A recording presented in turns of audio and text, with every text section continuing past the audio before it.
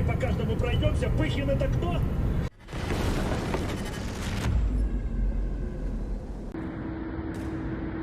A massive fire broke out at the Lukoil refinery in Volgograd on 16 August, 2 days after Ukrainian drones hit the facility and caused heavy damage. The fire may have started during repair works, but the cause remains unclear. Ukraine has increasingly relied on domestically produced long-range drones to strike deep inside Russian territory. The targets include military installations, defense industry facilities, railway infrastructure, oil refineries, and fuel depots. In recent weeks, Russia has come under near-daily drone attacks aimed at degrading its military, defense industrial, and fuel logistics capacity. According to the military, nearly half of this year's strikes have targeted oil processing sites. During the day on 16 August, a thick black column of smoke rose over the refinery. Around the same time, air traffic at Volgograd airport shut down under temporary restrictions, and authorities declared a citywide air raid alert. The full circumstances remain unknown. Lukoil Volgograd Neftepererobotka is the largest oil product producer in Russia's southern federal district and the seventh most powerful refinery in the country. Its design capacity stands at 14.8 million tons of crude oil per year. Some channels claimed the smoke came from a planned discharge of petroleum products related to tank repair preparations. But locals saw fire trucks and ambulances rushing toward the plant.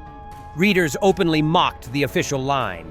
Astra quoted messages like, "So the ambulances are flying there because of a planned discharge too? And the fire trucks are heading there as part of the plan, or were they not warned?" Overnight on 14 August, Ukrainian strike drones hit the refinery and caused a massive fire. Astra reported that the plant suspended operations due to the damage. Earlier, the Ukrainian Army's General Staff reported that 42% of Ukrainian deep drone strikes inside Russia this year have targeted oil refineries. New high-resolution satellite images have revealed the destruction of 2 pumping stations of the Dujba oil pipeline at the Unicha production and dispatch station in the Bryansk region. The Dnipro-Osint, Garbu's Telegram channel, published the satellite images. According to the latest images, as a result of the Ukrainian attack and the subsequent fire, 2 pumping stations were destroyed, along with a small technical building and nearby technological equipment. Unicha is one of the key stations of the Dujba pipeline, which stretches 5,500 kilometers. The station is owned by the Transneft state-controlled company, which handles the servicing and transportation of oil and petroleum products within Russia and abroad. It has a capacity to pump 60 million tons of oil annually. Unicha plays a crucial role in transporting Russian oil to the port of Ust-Luga, which handles a significant portion of Russia's oil exports, as well as in supplying oil to the Belarusian refinery in Mozir. The station is located in the settlement of Vysokoye in the Unexki district, approximately 60 kilometers from the Ukrainian border.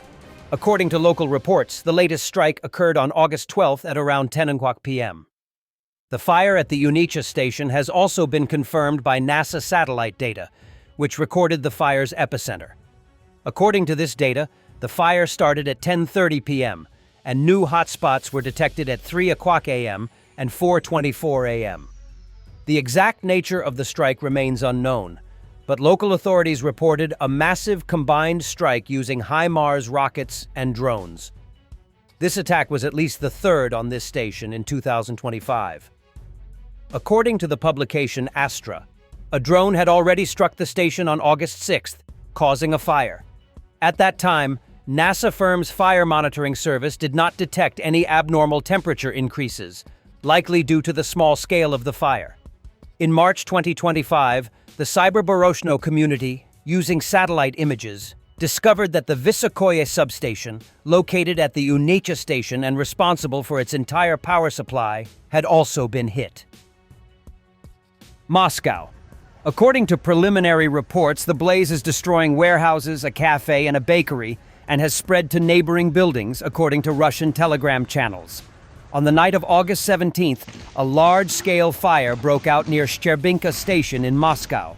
According to emergency services, the fire has already covered an area of about 600 square meters. Several fire units are working at the scene. The cause of the blaze is currently under investigation, and authorities are also checking reports of possible casualties. According to the press service of the main directorate of the Russian Ministry of Emergency Situations in Moscow, the incident occurred at 10 Lyublinskaya Street. Eyewitnesses report thick smoke and heavy haze in the area. Footage shows that the fire is very intense and has engulfed a large area. Rescue services are working at the limits of their capacity, trying to contain the flames and prevent them from spreading to residential buildings and critical infrastructure. Firefighters are attempting to localize the fire and stop it from affecting homes and other infrastructure facilities. Local authorities have urged citizens to avoid the area near the fire's epicenter and to carefully follow updates from emergency services. On the night of August 14th, the Defense Forces of Ukraine struck the largest oil refinery, Lukoil Volgograd Neftepererabotka LLC, resulting in large-scale fires.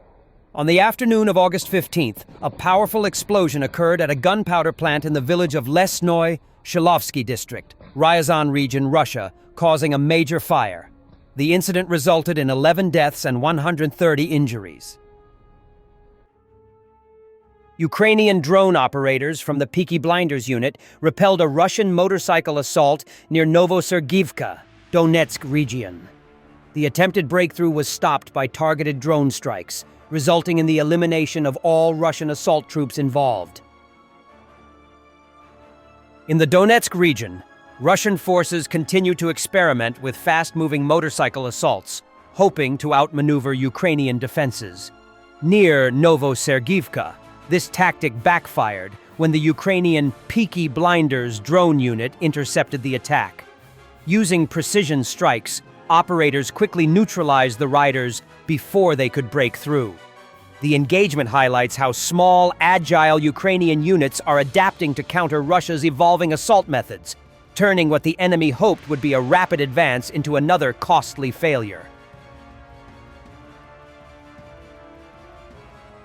So Trump told Fox that he and Putin, quote, largely have agreed on, unquote, land swaps.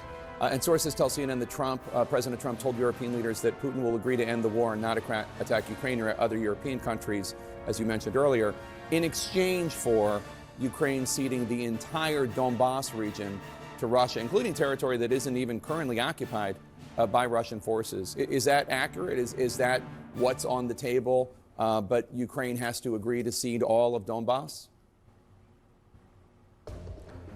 I think, you know, look, I don't know that we have the time now to go through all the different issues on these 5 regions. There are 5 regions here. It's always, in our view, been the crux of the deal. Those 5 regions, the Russians have previously said that they wanted it at the administrative lines. The administrative lines are the actual legal boundary lines as compared to the contact lines. The Russians made some concessions at the table with regard to all 5 of those regions. There is an important discussion to be had with regard to Donetsk and what would happen there. And that discussion is going to specifically be detailed on Monday when President Zelensky arrives with his delegation and some of the other European leaders. And hopefully we can cut through and make some decisions right then and there on that.